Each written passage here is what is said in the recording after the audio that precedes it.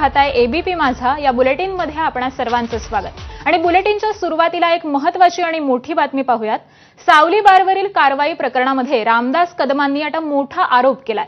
योगेश कदमांची बदनामी करण्यासाठी जाणीवपूर्वक ही कारवाई केली गेली असं रामदास कदम यांनी म्हटलंय।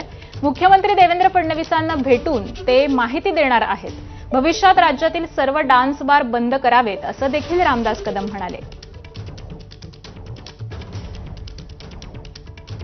खूप अभिनंदन।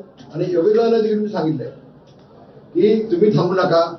महाराष्ट्रामध्ये जिथे लेडीज बार असतील ते सगळं साफ करून टाका। एक गोष्ट फक्त आपल्या माध्यमातून आज मुद्दाम आपल्याला सांगतोय, मी आज हे बोलणार नव्हतो, आज मुद्दाम सांगतोय।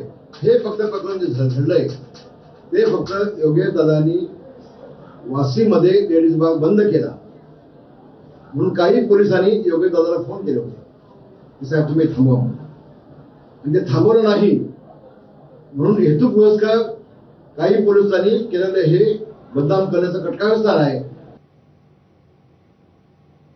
पुढची बातमी पाहूयात। उद्धव ठाकरे यांनी शिवसैनिकांशी फोनवरून